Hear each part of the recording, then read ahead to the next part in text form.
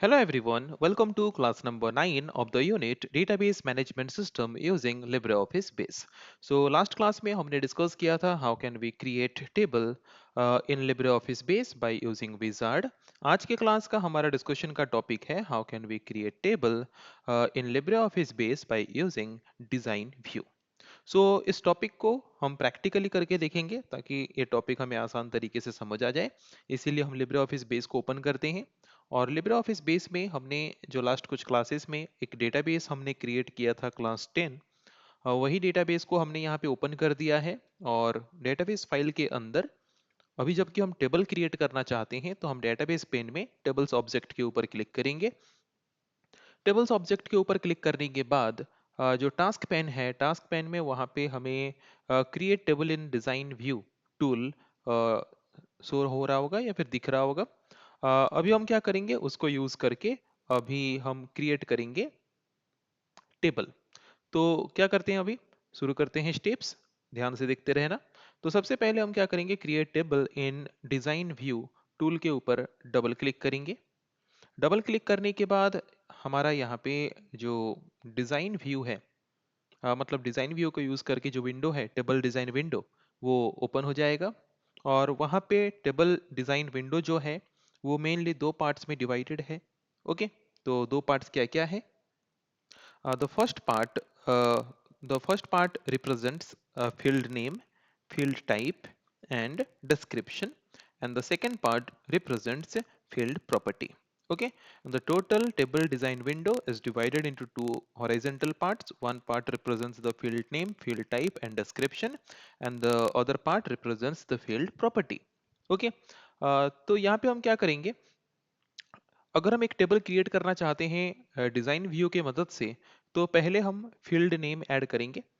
तो सपोज हम यहाँ पे ऐड कर रहे हैं कुछ फील्ड नेम, जैसे कि मैंने ऐड किया रोल नंबर, नेम, मार्क्स, तीन ही कॉलम ऐड करते हैं।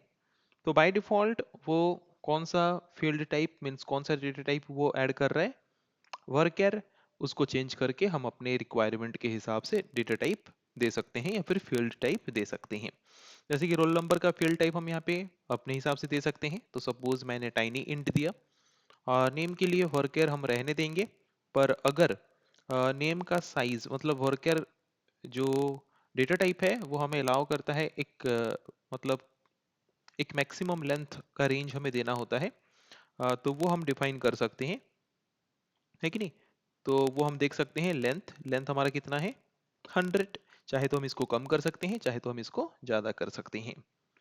तो ये फील्ड प्रॉपर्टीज के माध्यम से हम क्या चेंज कर सकते हैं, फील्ड का जो टाइप हम दे रहे हैं उसके related different kind of formatting हम कर सकते हैं। मतलब जैसे कि एंट्री रिक्वायर्ड फील्ड को यस या फिर नो करना चाहते हैं, या फिर जैसे कि वर्कर जैसे कोई डेटा टाइप अगर हम यूज कर रहे हैं तो उसका लेंथ कितना हम रखना चाहते हैं, वो सब चीजें हम फील्ड प्रॉपर्टी सेक्शन में कर सकते हैं। उसके बाद मार्क्स, मार्क्स जैसे कि डेसिमल में है, डेसिमल में हम रखना चाहते हैं, तो इसीलिए हम डेसिमल डेटा टाइप यूज करेंगे। और डेसिमल डेटा टाइप यूज करने के साथ साथ वहाँ पे और एक चीज भी हमें दे रहा है।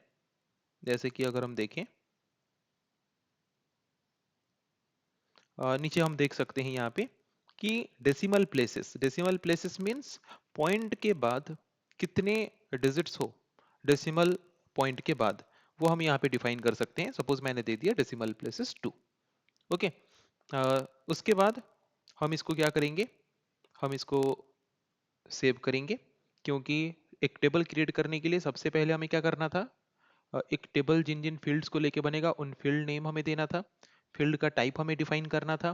फील्ड का टाइप डिफाइन करने के बाद फील्ड टाइप के रिलेटेड अदर प्रॉपर्टीज को हमें सेट करना था, वो हमने सेट कर दिया। अभी हम क्या करेंगे, प्राइमरी की डिफाइन करेंगे, है कि नहीं? तो इन तीनों में से कौन से फील्ड को हम प्राइमरी की के हिसाब से डिफाइन कर सकते हैं, जिसके सारे के सारे वैल्यूज यूनिक होंगे और कोई भी वैल्यू नल मीन्स ब्लैंक नहीं होगा।